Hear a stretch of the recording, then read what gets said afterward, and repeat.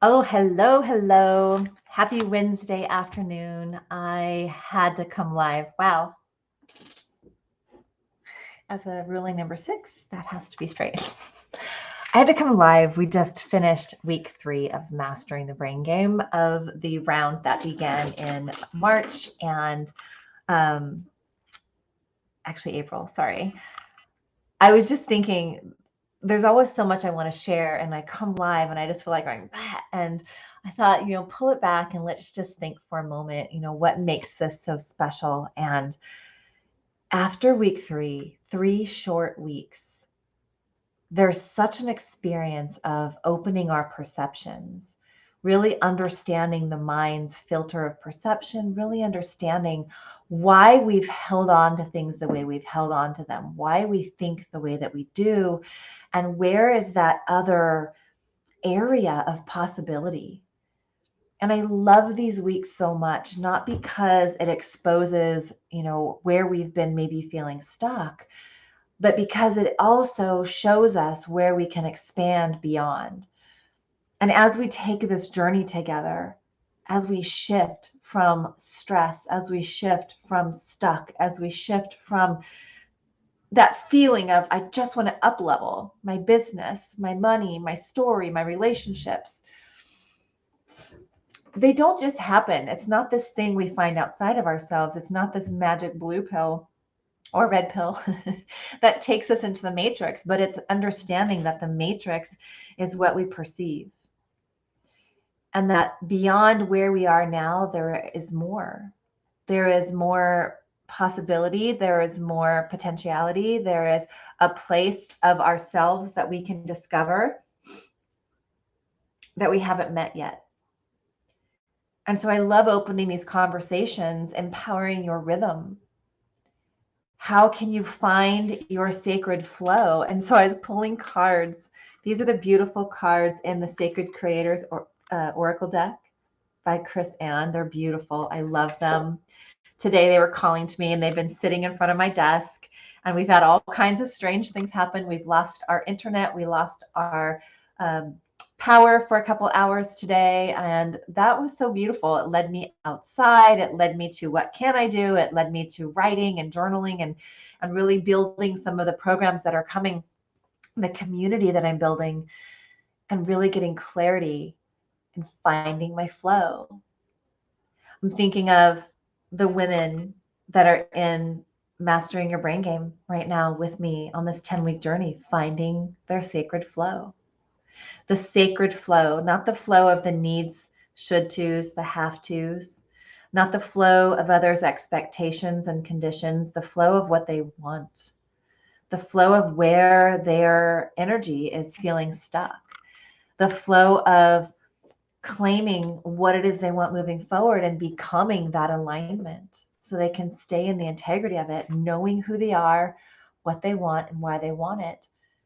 And I was a very accomplished, very high achieving entrepreneur.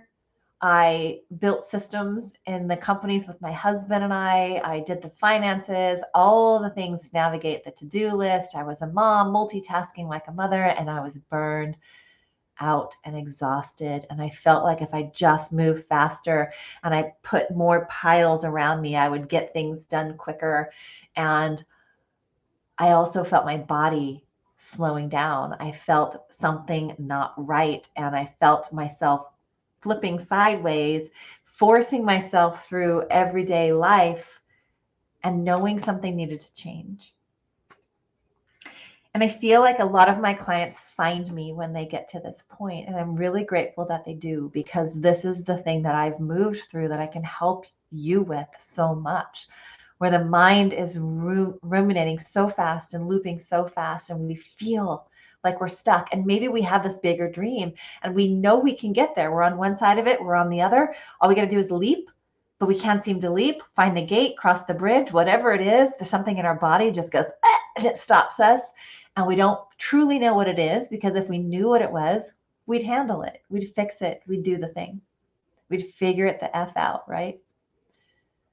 The problem is it's not a figure outable thing. And so our mind is reeling with all the ways we can go figure it out. And it's in the body. The flow you're seeking is in the body. The dream you're building is needing to be in the body for it to come to life, for it to become the bliss that you're seeking. And we don't get there with the old ways that we've done things. We get there with the new discoveries, the new perceptions, the expanded awareness, and the acceptance in that this is where I'm at and this is where I'm going. And that no matter how often we try, we're not going to get there alone. There is no requirement that you have a coach or join a program, but if you want to fast track where you're going, this is the way. And there are so many amazing coaches and mentors out there. And there's that energetic connection that we have with certain humans. We're coded for the sounds that their voices are making. They're coded for you if you're a coach, teacher, or healer. The way that you see the world, the way you've filtered, the way you've healed, the way you've learned the lessons, and they're waiting for you to speak. One of the most amazing discoveries that I've had on this journey is that not everyone that I work with is a coach, a teacher, or healer. And I love the ones who are. And I love the real estate executives. And I love the beauty shop owners. And I love the entrepreneurs. And I love the retired individuals who have this passion they want to bring to the world, the empty nesters, the mompreneurs, all of them. Anyone who wants to contribute something to the world, to people, to animals, because they've learned something that they want to share with the world. There's something that's pulling them. There's some call within that they've learned of themselves. But there's this piece, I feel like I have to give up one thing to get to the other, or that I'm not okay because I have this, or it's not allowed because of this. And it's all a story of perception. It's a story of these filters. And as we unwind them, we begin to find our flow. So I don't have this memorized, and I can share with you all kinds of intuitive goodness, which I've been doing, but I wanted to read it because it's so beautifully aligned with the discoveries of not only my day, but perhaps yours too, in the energy of this beautiful day and how you're feeling this in your body, and wherever you are on your health journey, or your relationship with your body, or your relationship with well-being, or your relationship with your finances, or your dream and your vision that you want to birth to the world, whatever layer you're at and wherever you're going next, this is for you. So finding your flow state, your unique rhythm, is bringing your spirituality into the solution. It's being in flow with the universe. It's pausing. It's surrendering.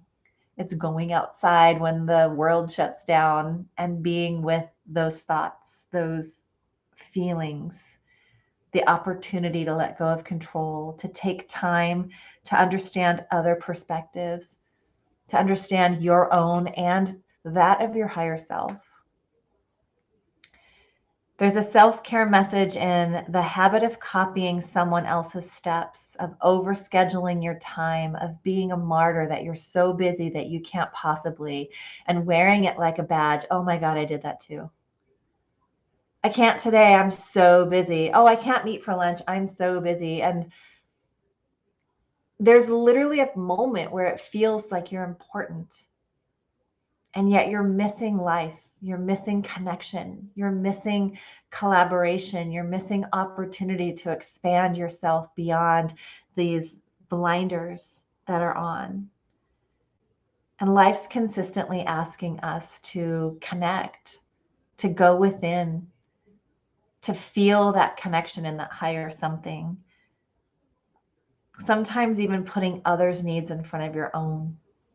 Unless, of course, you've only ever put everyone else's needs in front of your own, then you're allowed to experience yourself by going first, right? And that need for self-care and a sacred pause. What is the self-care you're needing today? Is it multidimensional? Is it on a mental, emotional, physical, spiritual, energetic level, or all these combined? What are your energetic practices? What are your daily rituals? What are the things that bring you back to you, to the essence of you? What are the things that illuminate your soul and create the bliss in your day? Your sacred flow. Each one of these words, your sacred flow, is powerful medicine for your creative spirit. Tune into your own rhythm and actively schedule your own unique sacred flow in your life every day. It's up to us to schedule it, to find it, to investigate it, to observe it, to play in it, to change it, to pivot it as we need, to discover more, to discover experiences of ourselves that bring us back into flow if we don't know, to know that we're not alone, that there's communities of others doing the same. This may mean stopping to nap or to exercise or to meditate during the day if that's what makes your heart sing. There are no have-tos. You get to discover this, right? What is it that is for you? What is your way? What's the way you want to do it? What's the way you want to build your business? There's a lot of advice and a lot of noise out there. What way feeds your soul? How do you want to nurture and care for yourself? What are you willing to commit to make that change, to be the change first? That's all that matters. It may mean scheduling something sacred in your planner, something epic even. Say yes to the travel. Call the friend, book the time away. Follow the nudge. Schedule that hour to do nothing, to devote, to stay with yourself, to journal, to be with source. What makes you feel alive? Is it in flow with your world? What are you leaving time for? Are you giving everyone else time and everything else time, work time, this time, dog's time, that time, and forgetting your time? And maybe you don't have the luxury of the hour. Do you have 5 minutes? Do you have those moments? Life is built upon moments. The allowance of receiving the moments, of receiving the gifts in the moments, of looking beyond, of taking a bird's eye view, a 360-degree view.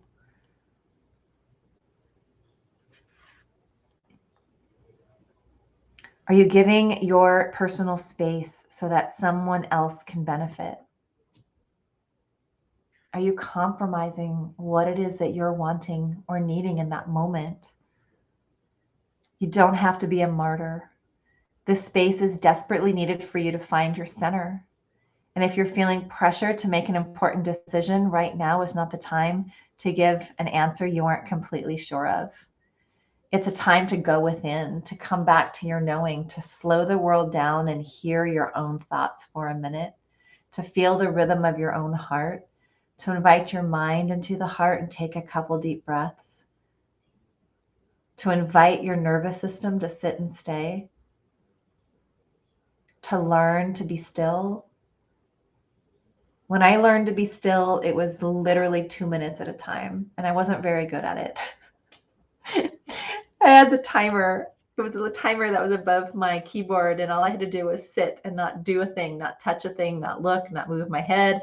And it somehow knew, it could sense, like if you moved, and I would get to like a minute 20 and it would like start over, or it would beep or whatever it was doing. And it would just be so frustrating that 2 minutes felt like so long. But then one day, 2 minutes felt like I could do 3. And then 3 minutes felt like I could do more. And then the things that became non-negotiable and important to me, I found the time. And miraculously, I got the thing done. And I was thinking today, we have time in Empowered Women Rising. Every Wednesday, we have a co-working power hour. We come together, we do all these different projects. We each have different things going on, but we set the time aside and we focus our efforts for that 1 hour.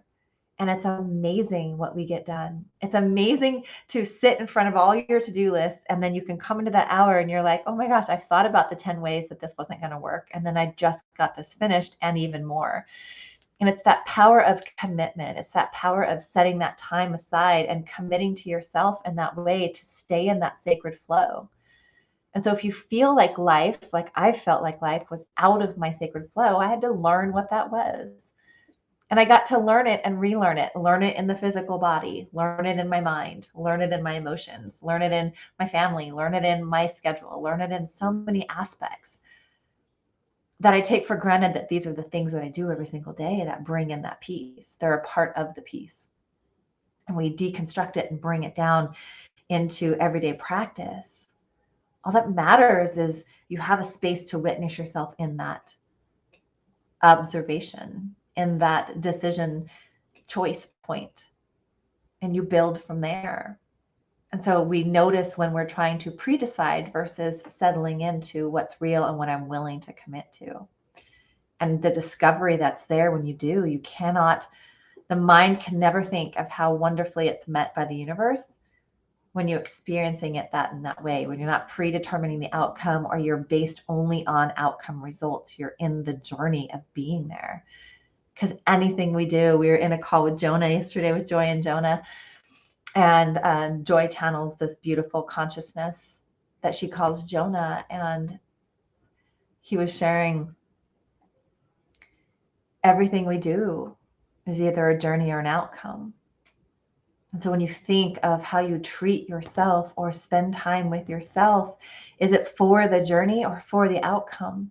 And so many of us are going through life waiting for this outcome that isn't going to happen, or we're creating the conditions for 1,000 things to be going on at once with an impossibility to reach any of it, but the expectation held to be there. And so then we're beating ourselves up for not being or not achieving, or we're achieving so much we're not feeling, and we're not feeling the wholeness of relationship, and we're not feeling the wholeness of ourself, and we're not feeling the wholeness that's available to us because our focus is on the outside world.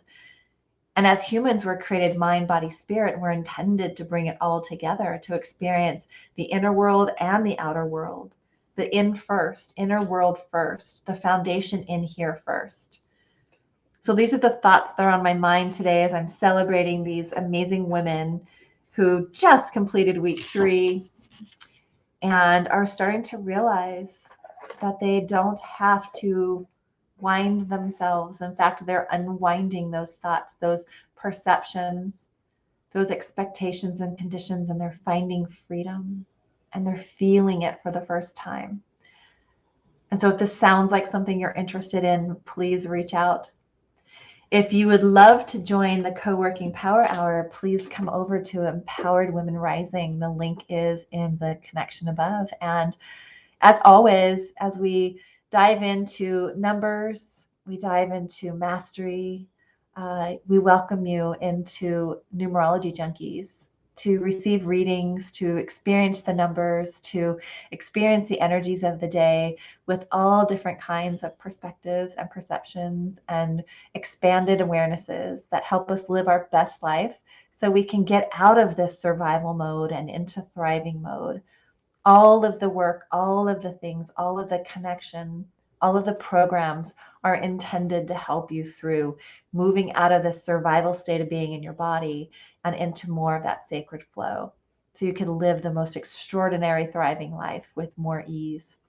So I hope you have a beautiful rest of your Wednesday. I will see you again tomorrow for another episode of Empower Your Rhythm. And I hope you have a beautiful rest of your day.